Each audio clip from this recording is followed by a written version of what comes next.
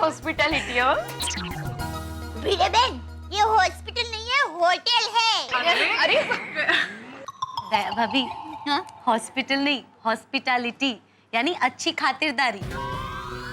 ओह, sorry. हाँ, अरे उसमें क्या? 24 घंटे घर पर हम सबकी खातिरदारी करते रहते हैं, लेकिन अचानक कोई हमारी खातिरदारी करे, कितना अच्छा लगता है। Makes us feel so special. हाँ, why just feel special? We are special. Right. मैं तो कहती हूँ कि हम लेडीज को हर हफ्ते यू किटी पार्टी मनाने आ जाना चाहिए। टेंशन फ्री हो जाएंगे, फ्री। ओके फ्रेंड्स, सो सबसे पहले हम लोग सूप और स्टार्टर का ऑर्डर देते हैं, राइट? Excuse me. हाय, एक ऑर्डर लीजिए please. Okay, one manchow for me, you. Manchow, me too. आप लोग टोमेटो सूप। मंचाओ। मैं वो सिटी कॉर्न। स्वीट कॉर्न हाँ।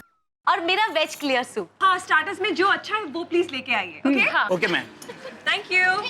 खत्म करो जल्दी। आज हम किसी का ऑर्डर सुनेंगे नहीं, ऑर्डर देंगे। अभी हम आजाद हैं। अभी मजा करेंगे। मजा से याद आया कि आज मेरे घर पे भी एक मजानी बात हुई। क्या? मैंने जब रोशन को बताया ना कि हम आज लेडीज जा रहे हैं किटी पार्टी और मुझे आते लेट हो जाएगा, तो उसने कहा, ओए सोनियो, मैं भी आता हूँ किटी पार्टी। इतनी देर में तेरे बगैर कैसे रहूंगा?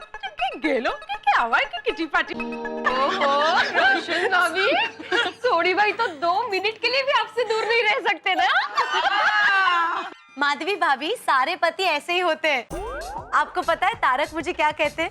तारक कहते हैं कि अंजलि तुम तो मेरी प्रेरणा हो, मैं कलम हूँ तो तुम मेरी स्याही हो। वाह वाह, स्याही बहन, वाह। वैसे अय्यर की भी सेम हाल है। पूरा दिन घर में बबीता बबीता बबीता यही चलता रहता है। हाँ, तो टप्पू के पापा का भी ऐसा ही है। मैं जब भी अहमदाबाद जाने की बात करती हूँ ना, उनको अच्छा नहीं लगता। मुझे 1 मिनट भी उनकी आंखों से दूर होने ही नहीं देते। अरे कभी कभी तो दुकान पहुँचते ही मुझे फोन करते हैं, दया मैं दुकान पहुँच गया हुआ। और कभी कभी तो 2-2 घंटे के बाद दुकान से फोन करते हैं, दया क्या कर रही है, क्या कर रही है दया? तो अब लेडीज बेचारी घर में घर काम के सिवा और क्या करेगी? तो एक बार उनका फोन आया ना कि क्या कर रही है, तो मैंने तो कह ही दिया, मैं सुई में धागा परो रही हूँ, वो मुझसे हो नहीं रहा है, आज ये मेरी मदद करने के लिए। तो आ गए? नहीं रे, फोन रख दिया। लेकिन मैंने एक बात नोटिस किया, हमारे पति भले बोलते ना हो, लेकिन हमेशा उनके मन में ये बात रहती है कि 24 घंटे उनकी पत्नियां उनके सामने ही रहे और उनका और बच्चों का ध्यान रखे, बस। अरे उतना ही नहीं, जब हमारे हस्बैंड्स फ्री होते हैं तब बाहर जाने का प्लान बनाते हैं, पर जब हम फ्री नहीं होते ना, हाँ, बोलो ऐसे ही होता है। हाँ। और जब हम फ्री होते हैं तब उनके पास टाइम नहीं होता। एकदम सही कहा। हमारे हस्बैंड्स को ये समझना चाहिए कि वो लोग ऑफिस के काम से एटलीस्ट बाहर तो जा सकते। हम लोग पूरा दिन घर के कामों में कूप्ड अप रहते। मतलब घर के कामों में बंधे रहना, व्यस्त रहना। ओह अच्छा, बराबर है बबीता जी। मैं तो कहती हूँ हमारी सरकार को एक कड़क कायदा ही बना लेना चाहिए कि हर साल हर पति को अपनी पत्नी को बाहरगांव वैकेशन पे ले जाना ही पड़ेगा। 5-6 दिन के लिए तो 5-6 दिन के लिए, पर ले जाना ही पड़ेगा। परफेक्ट।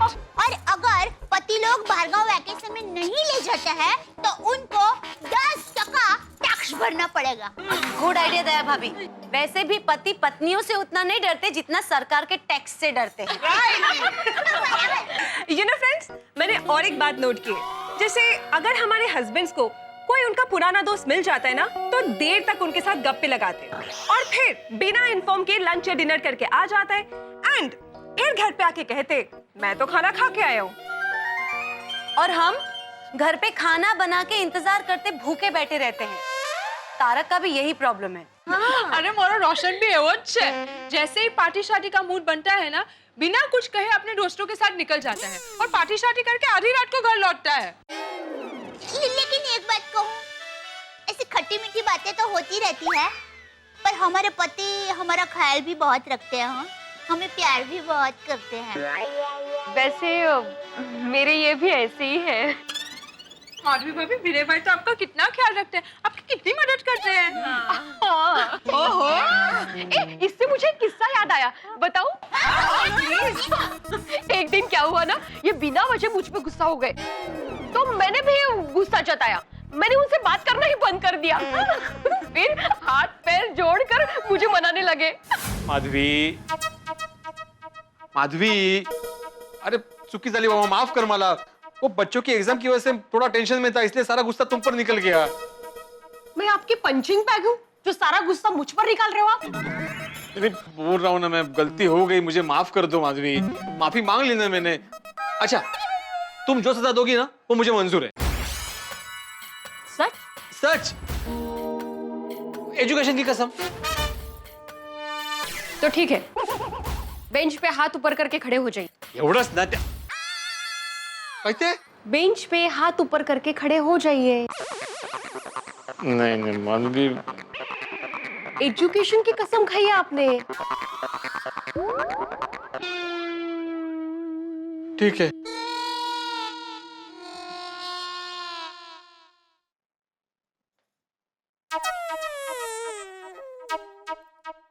ऐसे नहीं, हाथ स्ट्रेट और कान को लगने चाहिए। अच्छा, मेरे नहीं, हाथ ऊपर स्ट्रेट और आपके कान को लगने चाहिए। अभी ठीक है? हाँ ठीक है। ओ, जब तक मैं नहीं कहूंगी तब तक आपको ऐसे ही खड़े रहना है 5 मिनट तक। 5 मिनट? हाँ। ये औरतों से पंगा ही नहीं लेना चाहिए। हाँ? नहीं, मैं बोल रहा हूँ कि औरतों से कभी पंगा नहीं लेना चाहिए। कळलं आता? आई आई सोनू आई, माधवी काहीतरी सांग ना तुम्ही।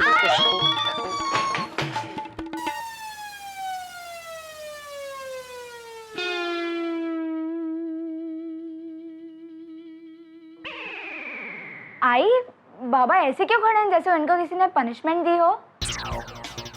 नहीं कहा, वो सीलिंग साफ कर रहे हैं। ये इनको मैं कब से कह रही हूँ कि हाथ में झाड़ू ले लो, हाथ से साफ मत करो। आहो, हाथ खाली है ना। असं करता थे। मैं झाड़ू लेकर आती हूँ, तू काय बघते? चल हाथ पाय धुवायचे। My God! और उसके बाद से ये मुझ पर सोच समझ कर गुस्सा करते हैं। बराबर है, क्योंकि भिड़े भाई को पता चल गया कि स्त्री शक्ति के सामने उनका कुछ नहीं चलेगा। अरे भिड़े भाई को ये भी पता चल गया कि चाहे जितनी मेहनत कर ले, वो इस परीक्षा में फेल ही होने वाले हैं। एक बार मैं भी हंस पे बहुत गुस्सा हो गई। क्यों? मुझे घर की साफ सफाई करनी थी, तो मैंने हंस को कहा, हंस, हंस, घर की साफ सफाई करनी है, प्लीज मेरी मदद करोगे? हाँ कोमल, बोलो क्या करना है? मैं और गोली दोनों तुम्हारी मदद करेंगे। So sweet. Mummy, don't worry, सब हो जाएगा। गुड, तो फिर किचन से शुरू करते हैं। या चलो गोली। अरे इसे साफ नहीं करना है, किचन साफ करना है। Come on, come on. अरे गोली। कोमल तुम फोन देखो, हम लोग किचन देखते हैं। Okay, thank you. हेलो।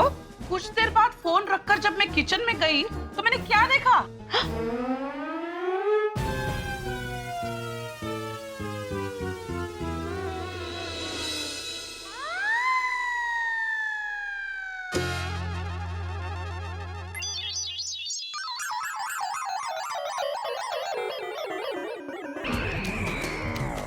हंस,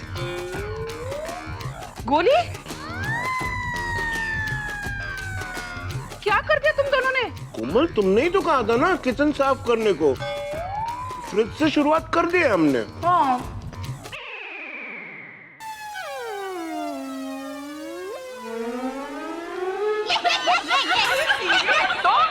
ले, हाथी भाई और गोली ने पूरा फ्रिज की साफ सफाई कर दी। उस दिन साफ सफाई छोड़कर मुझे खाने की चीजें लाने के लिए मार्केट जाना पड़ा। बेचारे कोमल। अरे गुस्सा करना जायज नहीं है।